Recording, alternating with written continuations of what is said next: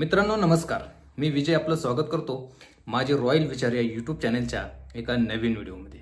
मित्र चॅनलवरती नवीन असाल, पहिल्यांदाच व्हिडिओ पाहण्यासाठी आला असाल तर चॅनल आपल्याला लागली सबस्क्राइब करून ठेवा आणि ज्या पण काही व्हिडिओ पाठवेल तर नोटिफिकेशन मार्फत तुमच्यापर्यंत पोहोचण्यासाठी आपलं चॅनल मात्र सबस्क्राइब करून ठेवा। मित्रांनो आतापर्यंत आपण महाराष्ट्र विधानसभा जी आता लागलेली आहे त्याच्यामध्ये 288 मतदारसंघांमधून आमदारांची निवडणूक होणार आणि त्याच्यानंतर नवीन सरकार स्थापन होणार। या सरकार स्थापन करण्यासाठी जे आमदार आहेत, ज्यांना उभं केले, ज्यांना उमेदवार आहेत वेगवेगळ्या पक्षांचे, त्यांची सध्या कशी कारकीर्द आहे हे समजणं थोडंसं आपल्याला डिफिकल्ट वाटणार आहे। कारण सध्या संपूर्ण महाराष्ट्रामध्ये खूप वेगवेगळ्या गोष्टी घडत आहेत किंवा प्रत्येक मतदारसंघामध्ये राजकारण खूप वेगळं झालेलं आहे। कारण पक्ष विभागलेले आहेत, बाकीच्या गोष्टी डायव्हर्ट, सगळ्या गोष्टी इकडे तिकडे झालेल्या आहेत। सो त्याच्यामुळे ह्या गोष्टी समजून घेणं आपल्यासाठी खूप महत्त्वाचं आहे। मित्रांनो मी आज विषय घेतलेला आहे तो म्हणजे आमच्या वाई, खंडाळा, महाबळेश्वर या विधानसभा मतदारसंघामध्ये विद्यमान आमदारांना कसा धोका प्रस्थापित झालेला आहे किंवा ते कशा पद्धतीने डेंजर झोनमध्ये गेलेले आहेत किंवा ते गेले 3 टर्म या ठिकाणी आमदार आहेत आणि 4थ्या टर्मसाठी सुद्धा त्यांना अजित पवार गटाकडून, राष्ट्रवादीकडून घड्याळ या अधिकृत चिन्हावरती त्यांना इथं उमेदवारी देण्यात आलेली, परंतु त्यांच्या विरोधात उमेदवारी तुतारी हा जो वाजवणारा माणूस हे जी शरदचंद्र पवार गट पक्ष आहे त्या पक्षाकडून अरुणादेवी पिसाळ यांना त्या ठिकाणी उमेदवारी देण्यात आलेली। मकरंद पाटलांचा विजय मी काय म्हणतोय की तो सुकर नाही आहे किंवा तो डिफिकल्टमध्ये गेलेला आहे किंवा तो डेंजर झोनमध्ये गेलेला आहे।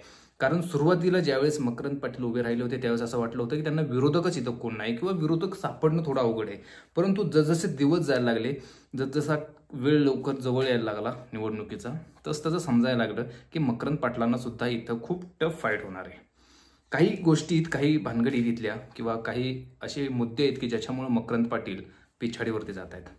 त्याच्यामध्ये सगळ्यात पहिला मुद्दा घेतो मी, तो म्हणजे खंडाळा तालुक्यातून त्यांना मतांचं होणारं विभाजन। खंडाळा तालुक्यामध्ये सध्या धनगर आरक्षण बचाव, धनगर आरक्षणासाठी, एसटी आरक्षण, संपूर्ण महाराष्ट्रभर ज्या लढवय्याने, ज्या योद्ध्याने संपूर्ण महाराष्ट्र पेटवून उठवला, अगदी पंढरपूर असेल, लोणंद असेल किंवा इकडं संभाजीनगर असेल, मुंबईला मुख्यमंत्र्यांच्या बंगल्यावरती आंदोलन असेल, या सगळ्यामध्ये अग्रेसर भूमिका घेतलेले गणेश केसकर हे सुद्धा मकरंदाबांना यावेळेस टफ फाईट देताना दिसत आहेत। हा एक मुद्दा तुम्हाला विसरून चालणार नाही, कारण सध्या जातीय समीकरणांचा विचार केला किंवा ओबीसीचा विचार केला तरीही ह्या ठिकाणी मकरंद पाटलांना हा पहिला धोका प्रस्थापित होतोय। कारण धनगर मतांचं होणारं विभाजन हे कोणाच्या पथ्यावरती पडेल हे आपण नंतर पाहूयाच। त्याच्यानंतर दुसरी गोष्ट म्हणजे तुतारी वाजवणारा माणूस हे चिन्ह लोकांपर्यंत रुजलेले, पोचलेले, कारण शशिकांत शिंदेंना या मतदारसंघामधून खूप चांगला लोकसभेला पाठिंबा मिळाला आहे, खूप चांगलं मतदान मिळालं आहे। याच गोष्टी समजून घेण्याच्या जागेत तुम्हाला सांगतो की खंडाळा तालुका यावेळेस गेम चेंजर तालुका ठरणार आहे या सगळ्या गोष्टींमध्ये। कारण वाईमध्ये मकरंद पाटलांनाही मत मिळणार आहे आणि अरुणदेवी पिसाळ यांना सुद्धा मत मिळणार आहे। ह्या दोघांची मतं त्या ठिकाणी निम्मे होणार आहेत। महाबळेश्वर तालुक्याचं मत असतं, परंतु ते इतकं महत्त्वाचं नसतं जितकं खंडाळा तालुक्याचं असतं। परंतु खंडाळा तालुक्यामध्ये या मतांच्या विभाजनावरून तुम्हाला समजलं असेल की खंडाळा तालुका हा सध्या कुठल्या गोष्टींमधून समोर येतोय, कुठल्या गोष्टींमधून तुम्हाला या सगळ्या गोष्टी कुठेतरी डायव्हर्ट होत आहेत। खंडाळा तालुक्यातलं मत हे यावेळेस, जसं की मागच्या वेळेस मकरंद पाटलांना फिक्स मतं गेली होती, या मतांमधून विभाजन कुठे झालं नव्हतं, परंतु यावेळेस मात्र इथला भाजप, भारतीय जनता पार्टी ही मकरंद पाटलांसोबत नाही। हे कालही सत्य होते, आजही सत्य आणि उद्याही सत्य। तुमची महायुती असू दे, तुमच्या बाकीच्या काही गोष्टी असू दे, इथली शिवसेना सुद्धा मकरंद पाटलांच्या सोबत नाही, कारण त्यांचा बऱ्याच वर्षांचे ते कट्टर विरोधक आहेत। अगदी मदन भोसले असतील किंवा पुरुषोत्तम जाधव शिवसेनेचे असतील किंवा हे भाजपचे असतील, हे कट्टर विरोधक असल्यामुळे ते त्यांना सपोर्ट करणार नाहीत। हा एक पहिला मुद्दा लक्षात घ्या।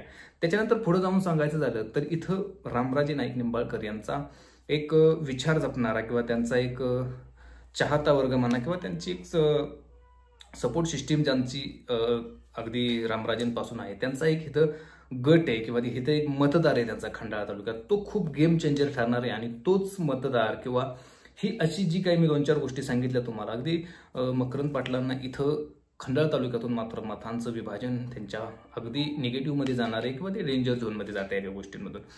कारण इथला भाजप हा मकरंद पाटलांना अगदी मतदान करण्यापेक्षा ते अपक्ष उमेदवार गणेश केसकरांना करेल किंवा पुरुषोत्तम जाधवांना करेल किंवा तुतारीला करेल, परंतु ते मकरंद पाटलांना त्या ठिकाणी त्यांच्या उमेदवारीवरती नाराज आहेत किंवा त्यांना तो उमेदवार नकोय असं त्यांचं म्हणणं आहे. त्याच्यामुळे मकरंद पाटलांना या ठिकाणी हा भाजप इथला मदत करेल ही गॅरंटी नाही. कारण तुम्ही जर ह्याचं लोकसभेचं गणित जर विधानसभेला लावलं तर लोकसभेला ज्यावेळेस उदयन महाराजांना इथं जे मतं मिळाली होती ती भाजपची सुद्धा मतं होती, त्याच्यामध्ये शिवसेनेची मतं होती आणि मग राष्ट्रवादी मकरंद पाटलांच्या गटाची होती. परंतु यावेळेस ती भाजपची मतं मकरंद पाटलांना मिळणार नाहीत ही पहिली गोष्ट. त्याच्यानंतर सातारा जिल्ह्यात खंडाळा तालुक्यात वाई खंडाळा महाबळेश्वरमध्ये वाईमध्ये जितकं पिसाळांचं कनेक्शन आहे, त्यांचं जितकं लोकांबरोबरचं कनेक्शन आहे तितकंच मकरंद पाटलांचं आहे. त्यामुळे तिथं त्यांना निम्मी मतं मिळतील. पण खंडाळा तालुका हा गेम चेंजर तालुका ठरणार आहे. खंडाळा तालुक्याचा आत्तापर्यंतचा विकास हा कमी असं अनेकांचं म्हणणं आहे किंवा तो काही प्रमाणात सत्य सुद्धा आहे. खंडाळा तालुक्याकडे कधीही इतकं लक्ष देण्यात आलं नाही, हे सुद्धा तितकंच सत्य खरं आहे. आणि ह्या गोष्टी कुठेतरी मतदार हे मतदानातून दाखवतील. आणि त्याच्याबरोबर या सगळ्यांच्या भांडणात माझं असं मत आहे, वैयक्तिक मत असं माझं आहे की गणेश केसकर हे जे ओबीसी समाजातून एक उमेदवारी दाखल करतायत किंवा ते सगळ्यांसाठीच लढतायत, तर त्यांना कुठेतरी या ठिकाणी त्याचा फायदा होईल. आणि खंडाळा तालुक्यामधून तो एक चेहरा प्रस्थापितांच्या विरोधात विस्थापित ही जी थीम घेऊन ते पुढे चाललेले, तर त्यांना त्याचा फायदा होईल. आणि दुसरी गोष्ट सांगायची झाली तर या ठिकाणी म्हणजे या पूर्ण मतदारसंघामध्ये एक नवीन उमेदवार जर आमदार झाला तर कदाचित या एकूणच अजून विकास वाढेल असं म्हणणं आहे. परंतु पाहूयाच आपण की या ठिकाणी तुतारी फिक्स होते की मकरंद आवाज पुन्हा होत आहेत, हे आपण नक्कीच येणाऱ्या निवडणुकीमध्ये समजून घेऊ. व्हिडिओ आवडला असेल असे चांगले महत्त्वाचे विषय तुमच्यापर्यंत पोहोचवण्यासाठी आपलं चॅनेल सबस्क्राईब करा. धन्यवाद. जय हिंद, जय महाराष्ट्र.